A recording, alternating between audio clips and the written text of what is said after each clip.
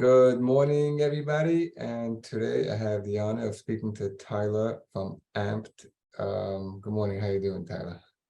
Good morning, Ed. Thanks for having me on today.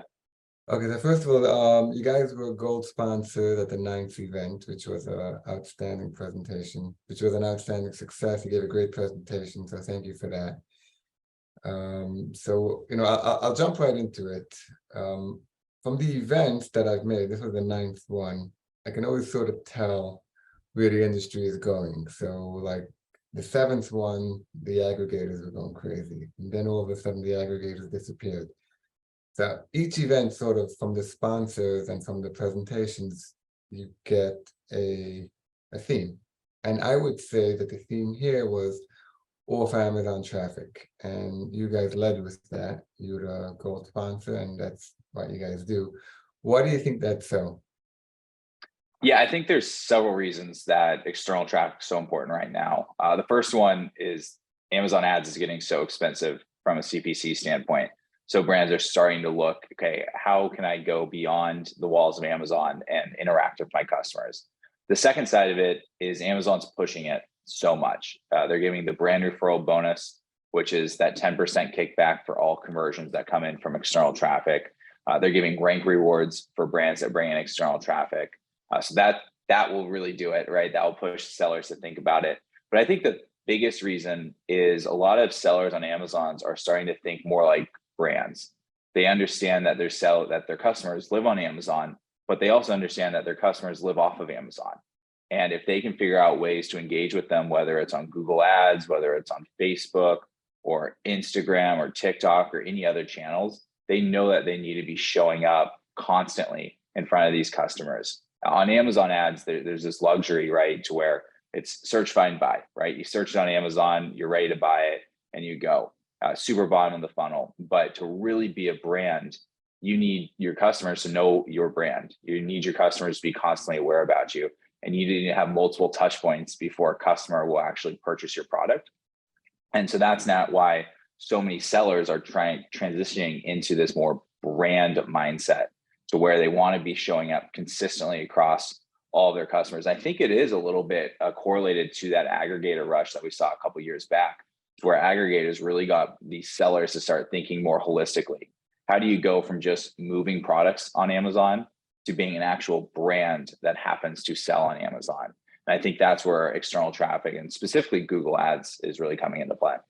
Right, so you guys focus on maximizing Google Ads to Amazon listings. I mean, the obvious question to me is, because my wife had like an Instagram Shopify, and I told her when she started, don't bother me with Amazon. And I keep telling her to start selling on Amazon, and she said, why should you, if you're paying for the ads and you're getting traffic, why should you send them and pay another 15, 20% to Amazon if you can get on Shopify pretty much for free? What's the response to that? The first one is conversion rates. Amazon's the best converting website in the world.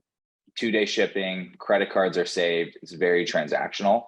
So I can pretty much guarantee you almost any keyword that you send to Amazon is going to convert significantly better than sending it to your D2C store. However, Amped is super advocate for having a D2C as well as Amazon strategy. And it always comes down to keyword groupings. If you have branded terms, those are great terms to send to your D2C store. If they're your customers, send them to your D2C site. Discovery keywords, non-branded keywords, or keywords that are relevant to your products but don't convert to your website, send those to Amazon. Typically, you're going to see 5 to 10 times better conversion rates on Amazon. So all of a sudden, you can go from like a break-even ACoS on your D2C or losing money per click and per conversion to sending that same traffic, that same customer to Amazon and having very efficient and profitable conversions.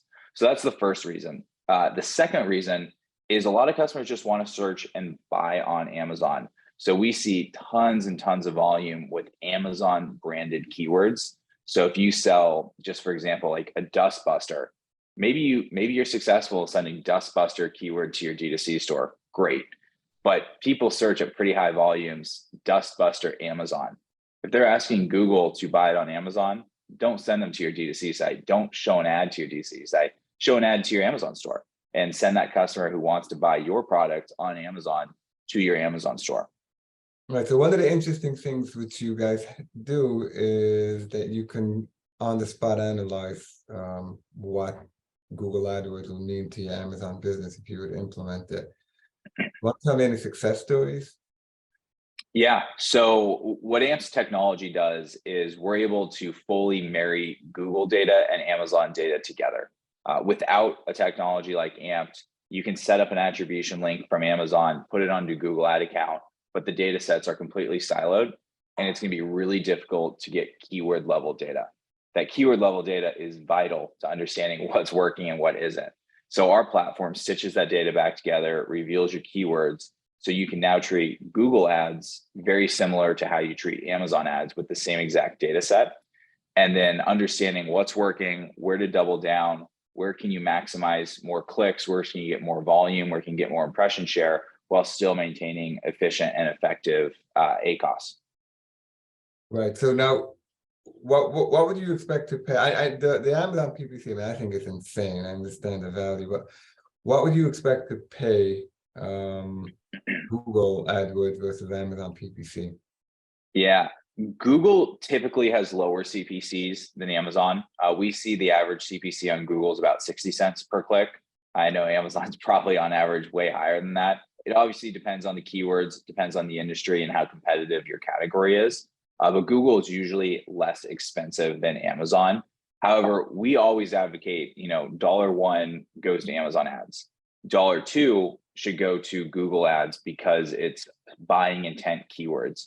People are actively searching Google for your products. You should probably be showing up. Now, one of the things we also talk about is qualifying your product. Not every product is well suited for Google ads. Some products are better suited for Facebook or Instagram or TikTok or influencers, right?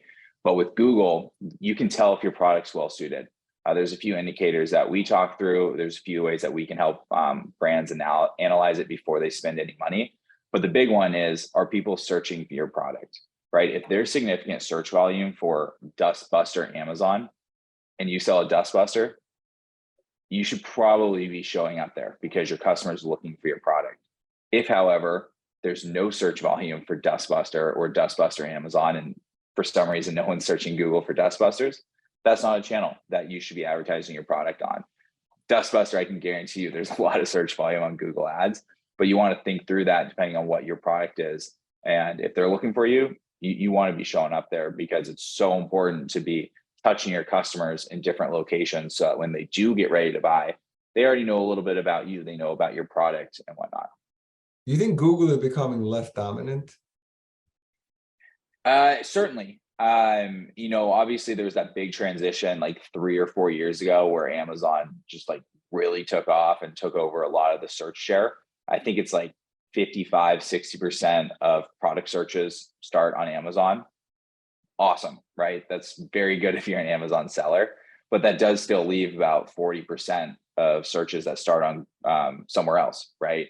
Somewhere else is usually Google ads, right? There is some Bing's, somewhat there. It's like 10%, 5 or 10%, but 30 to 40% of billions is still a huge amount of volume.